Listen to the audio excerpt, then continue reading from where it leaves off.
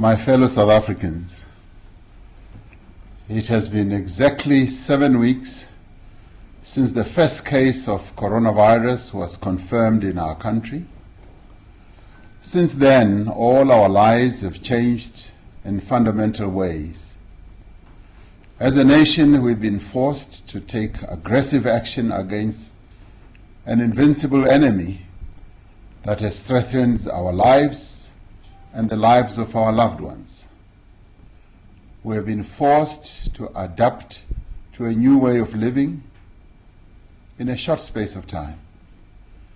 As we enter the 5th week of an unprecedented nationwide lockdown, and as we look to the future, we should remember why we are here. To date, over 2.6 million confirmed cases have been reported worldwide. The actual number of people identified is likely to be far higher, and for which there is no cure. The coronavirus is passed from person to person in small droplets from the nose and mouth that can be transmitted by direct contact, on surfaces that we touch every day, or when an infected person coughs or sneezes when they are close to another person. Most infected people exhibit only mild symptoms. Some do not show any symptoms at all. Some do not even know they have this disease. But there are people who develop severe symptoms and require hospitalization.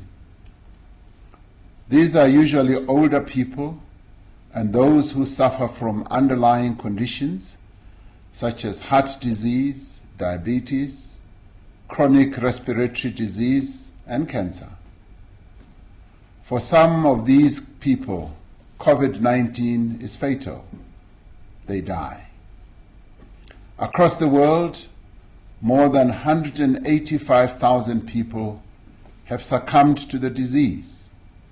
Here in South Africa, at least 75 people have lost their lives now. Because the coronavirus can spread so rapidly through a population, it can overwhelm even the best resourced health systems within a matter of weeks. This is what has occurred in many countries across the world. And it is precisely this that we as South Africa have gone to great lengths to prevent. Very few health systems across the world, if any, are prepared for a sudden and exponential increase in people requiring treatment for a severe respiratory illness. As a result, if the virus spreads too quickly, there are not enough hospital beds, intensive care units, ventilators, personal protection equipment, or medicines for everyone who needs them. To make matters worse, people who are suffering from other conditions or need emergency procedures are unable to get the care that they need. And in such circumstances, many lives that could have been saved are lost. I'm reiterating these basic facts, which by now are known to many of us, because they explain the actions we have taken to date and they inform the measures I am announcing this evening. From the moment we declared the coronavirus pandemic to be a national disaster on Sunday, 15th March, our objective was to delay the spread of the virus. We have sought to avoid a massive surge in infections and an uncontrollable increase in the number of people needing medical care. Our approach has been based on the principles of social distancing, restriction of movement, and stringent basic hygiene practices. By delaying the spread of the virus, we have had time to prepare our health facilities and mobilize some of the essential medical supplies that are needed to meet the unavoidable increase in infections. And it is in doing so that we hope to save tens of thousands of lives. There is clear evidence that the lockdown has been working. Together with other measures we have taken, such as closing our borders and the changes in behavior that each of us has made, the lockdown has actually slowed down the progression of the pandemic in the country. The World Health Organization has commended and praised South Africa for acting swiftly and for following scientific advice to delay the spread of the virus. Yet, while a nationwide lockdown is probably the most effective means to contain the spread of the virus, it cannot be sustained indefinitely. Our people need to eat, they need to earn a living, companies need to be able to produce and to trade, they need to generate revenue and keep their employees in employment. We have accordingly decided that beyond Thursday, the 30th of April, we should begin a gradual and phased recovery of economic activity. We will implement what we call a risk-adjusted strategy through which we take a deliberate and cautious approach to the easing of current lockdown restrictions. We've decided on this approach because there is still much that is unknown about the rate and the manner of the spread of the virus within our own population. The action we take now must therefore be measured and incremental. This approach is guided by the advice from scientists who have advised that an abrupt and uncontrolled lifting of restrictions could cause a massive resurgence in infections. We cannot take action today that we will deeply regret tomorrow. We must avoid a rushed reopening that could risk a spread which would need to be followed by another hard lockdown, as has happened in other countries. We have to balance the need to resume economic activity with the imperative to contain the virus and save lives. To achieve this, we have developed an approach that determines the measures we should have in place based on the direction of the pandemic in our country.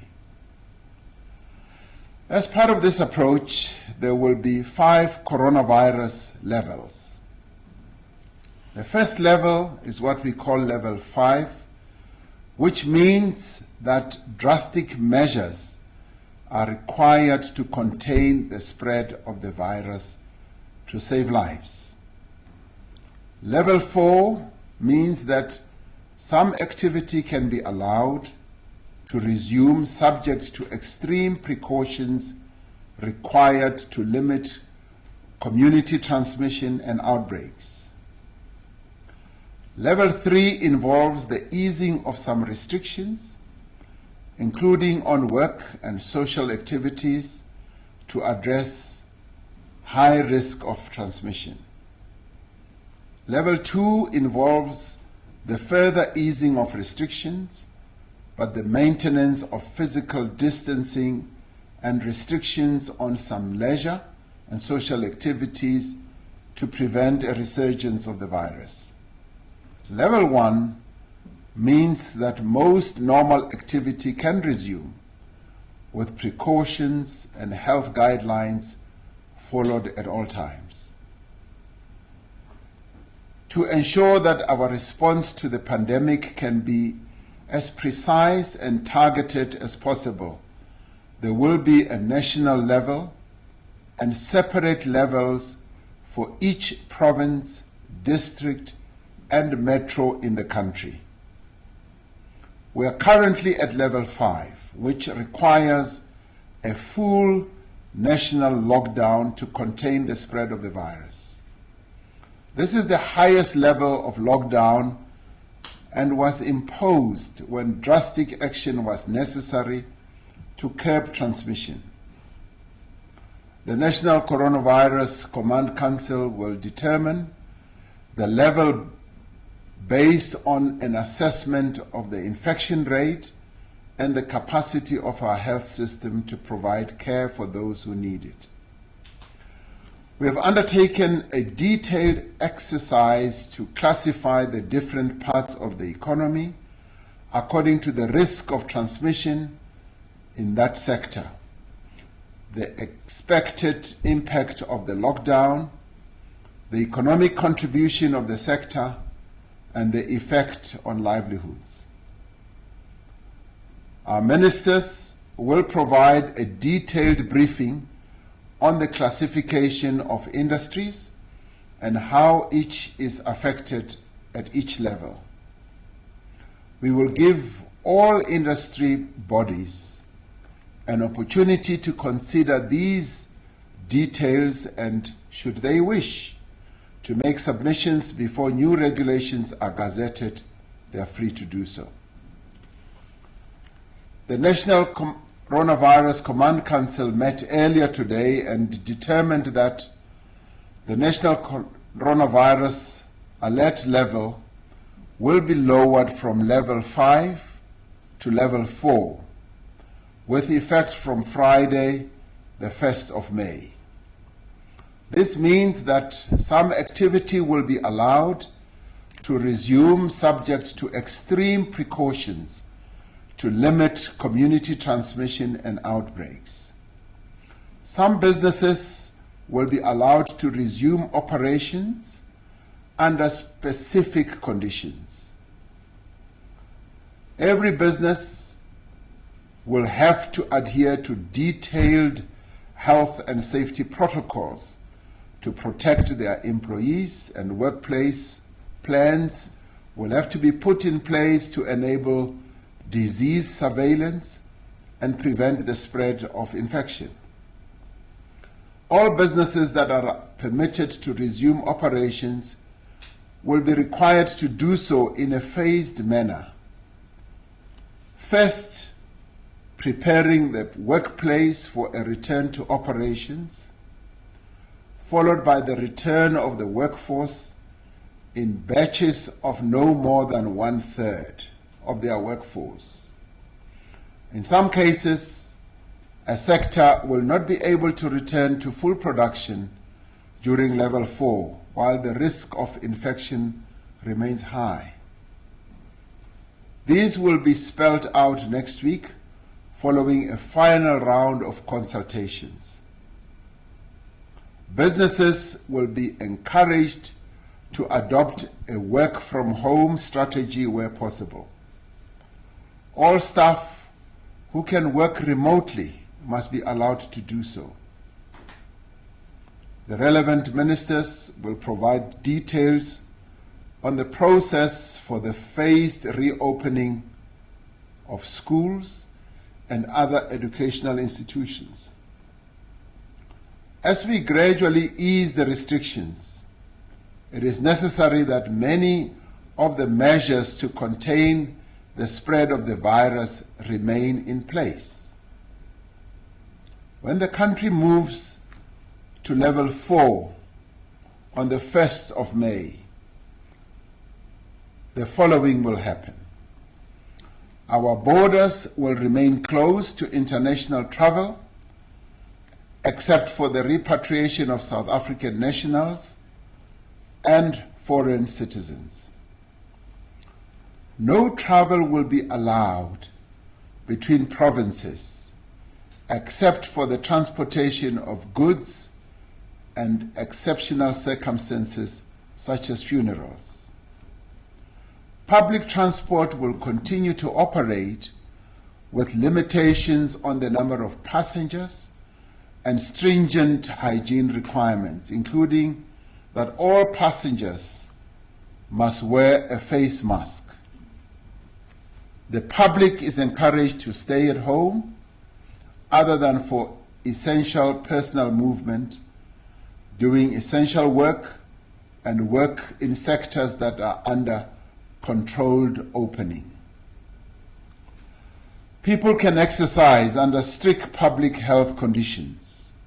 That will be spelled out. All gatherings, apart from funerals and for work, will remain prohibited. Those who are elderly and those with underlying conditions must remain at home and take additional precautions to isolate themselves. The sale of cigarettes will be permitted.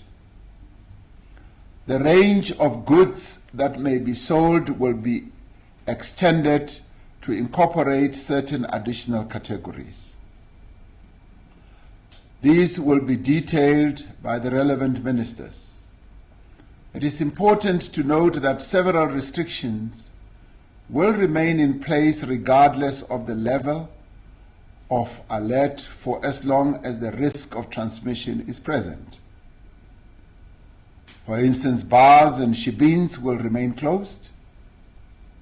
Conference and convention centers, entertainment venues, cinemas, theaters, and concerts will remain closed.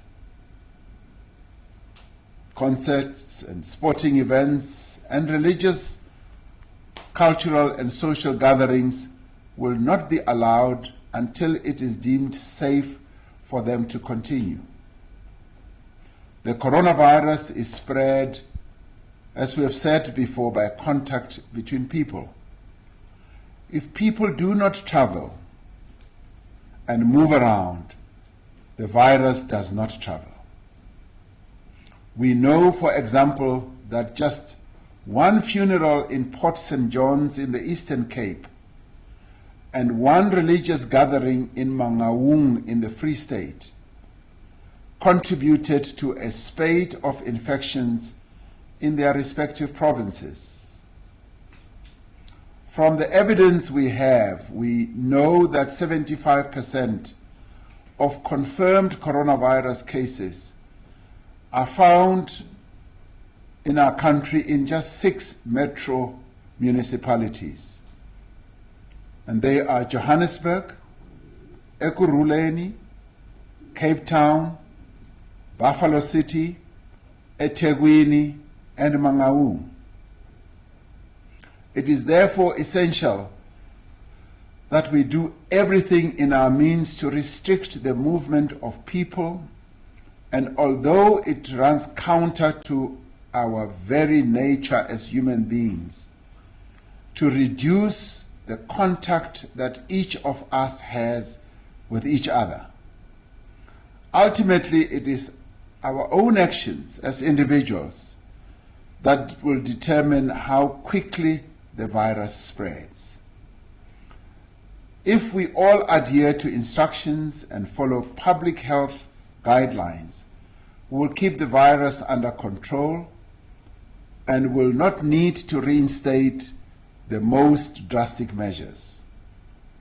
We can prevent the spread of the coronavirus by doing a few simple things. As we have said in the past, washing our hands frequently with soap and water and the use of alcohol-based sanitizers.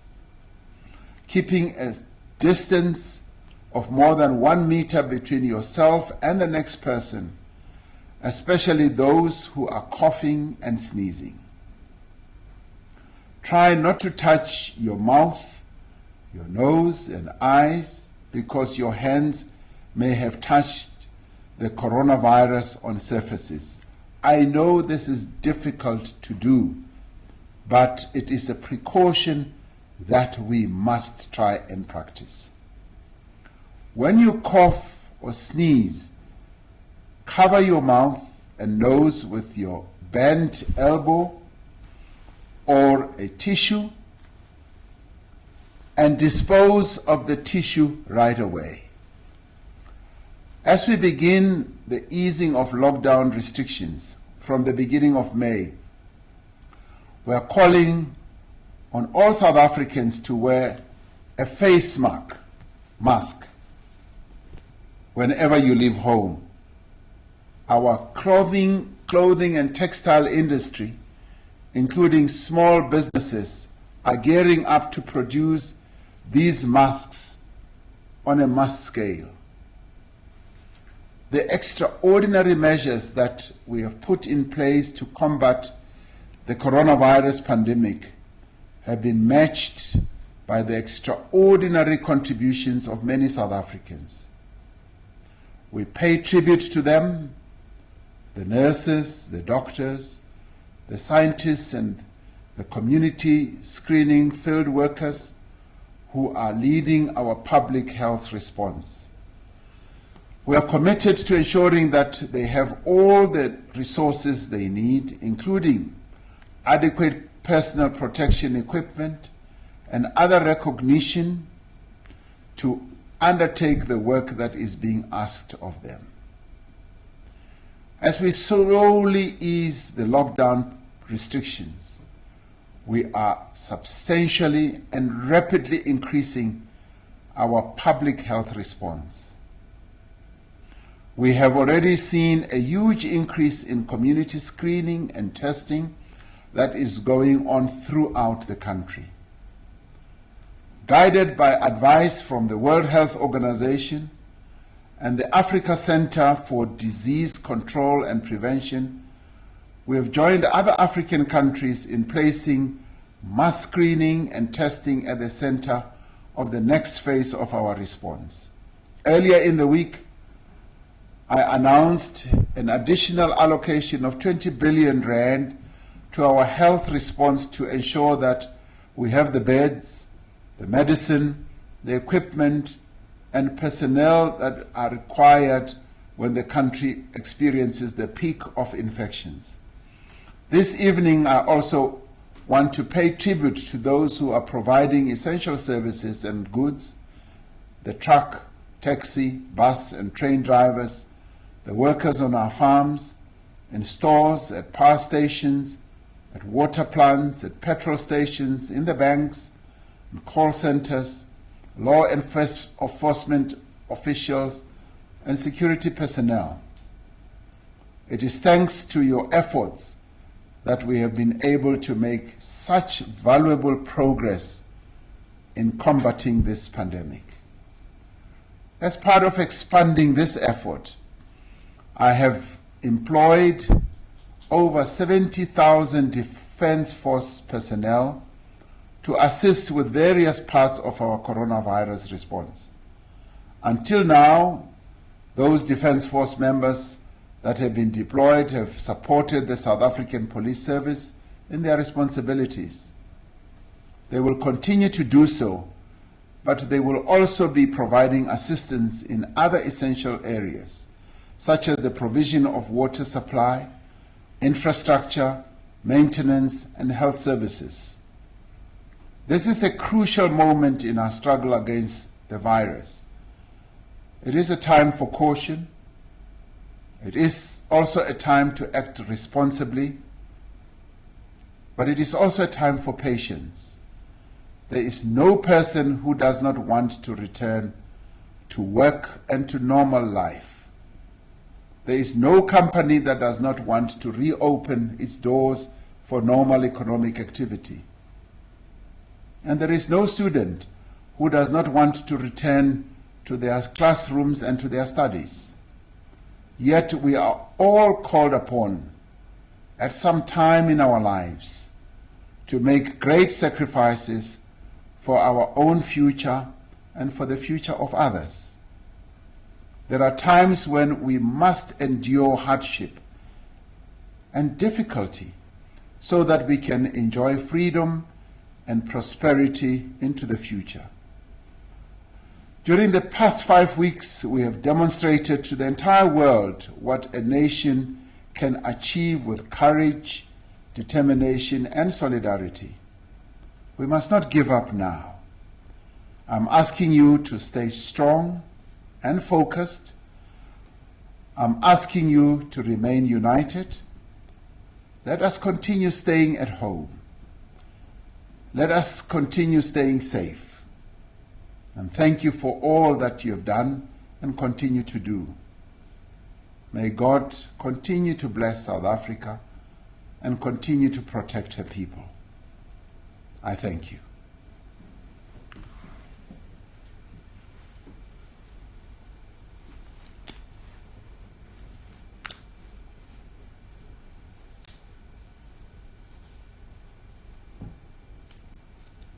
Thank you.